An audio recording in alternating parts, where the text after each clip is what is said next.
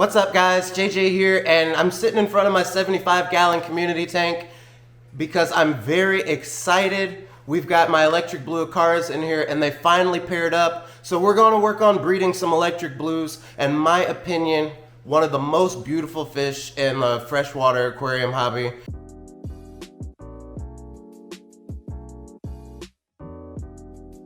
So Sully, my female electric blue Acara, we've had her for a couple of years and just haven't found a suitable partner for her, suitable mate, however you want to say it, until recently. And they've laid a couple of eggs, a couple batches of eggs in here, and they're just not going to make it with all these predator fish, these cichlids, my angelfish, my loaches. It's a lot of fish that are going to eat pretty much anything that's small in here.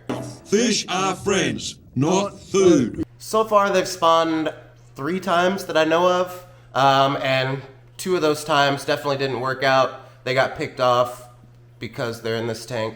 And then one of the times, I actually caught them at just the right time. All the babies had hatched, and I did a quick scoop and we got them out, and I'm raising those in a grow-out tank, and I'll show you those in a minute. So let's take a look at these fish, and then I'll show you the breeding setup, and I've got to move some things around. The tank isn't ready. So if you have these, or you are interested in maybe breeding these, hopefully I can be some help to you.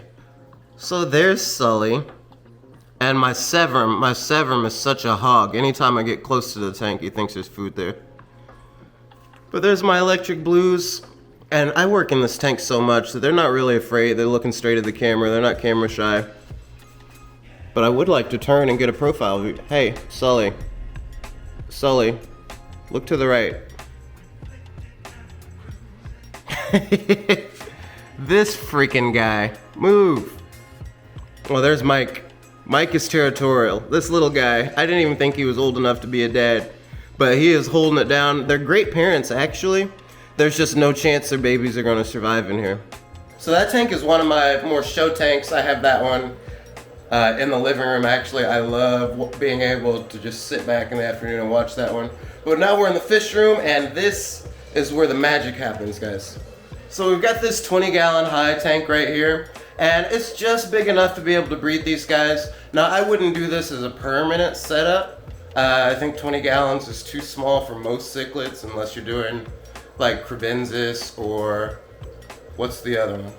Apistogramma, something real small like that, rams, you could do in a 20-gallon. But long-term for electric blues, I wouldn't keep them in anything smaller than like a 40. Now this tank's been running a while, but I had it bare bottom. We put in some substrate, and I've just been keeping extra hornwort in here, but I'm gonna have to get some of this out of the way so we can make room for the fish.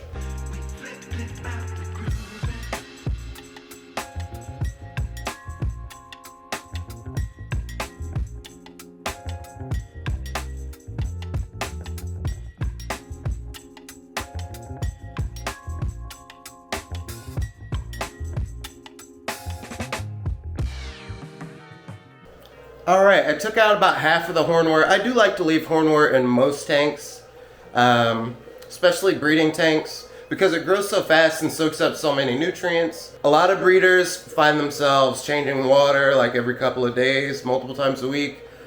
Typically, if I'm keeping hornwort in a tank, I don't, which is really nice, especially when you've got a lot of fish tanks.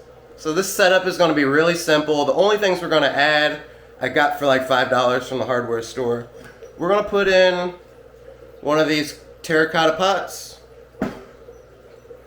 and this little terracotta plate, and that way we have given them kind of a place to hide or feel safe, and the plate is gonna be a clean, smooth surface for them to lay their eggs on. Now they might not use it. We might find that they lay their eggs in the pot, but at least it's there, right?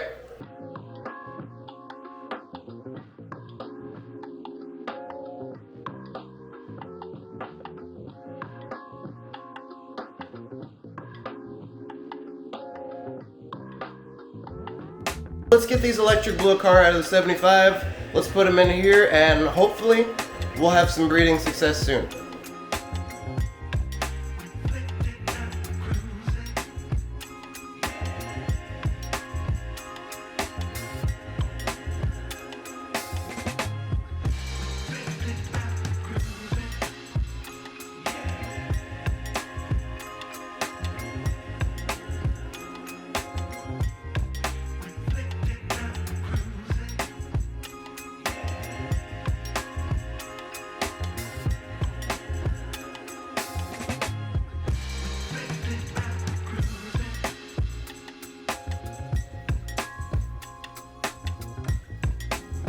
Okay, let's get you in your own tank so you can have these babies.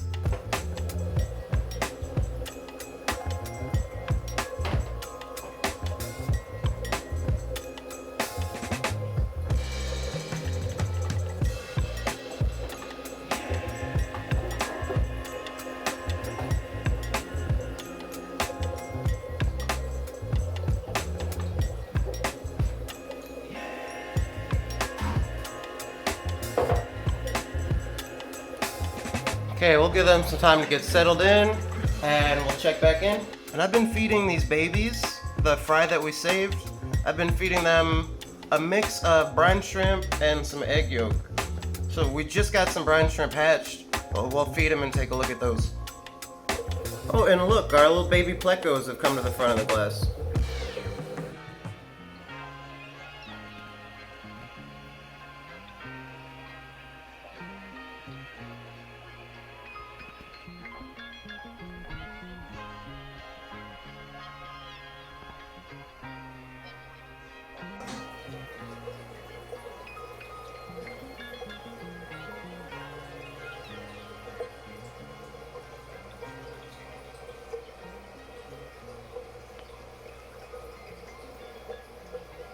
Okay, it's been a couple of days. They're getting them settled in, so let's check in on them.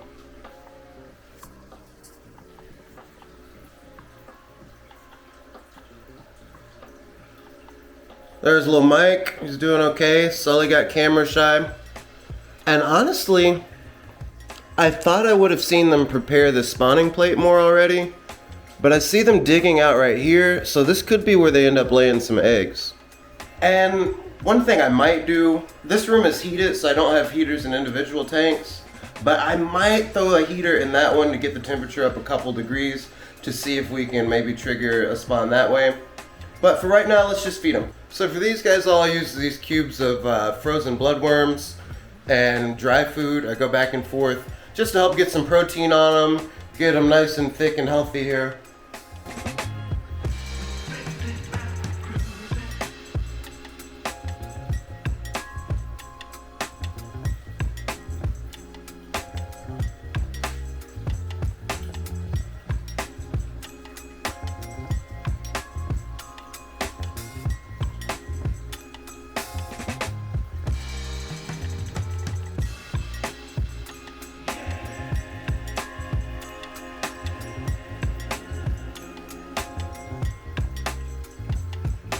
And while we're at it, let's feed that last batch of babies too.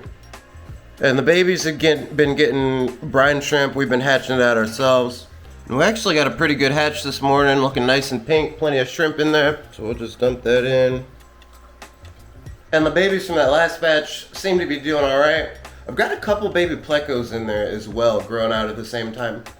So we're gonna keep our eye on Sully and Mike, our electric blues up here, and hopefully in a couple more days, we'll have some results. 3 days later. It's been about a week since I first put him in, and I have exciting news. You guys see that? Little Mike is gonna be a daddy again. Look at him guarding those eggs in that pot.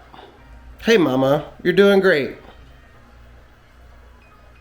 These two are the funniest couple, man. I just can't get over how small this guy is and how we got straight to work being a daddy.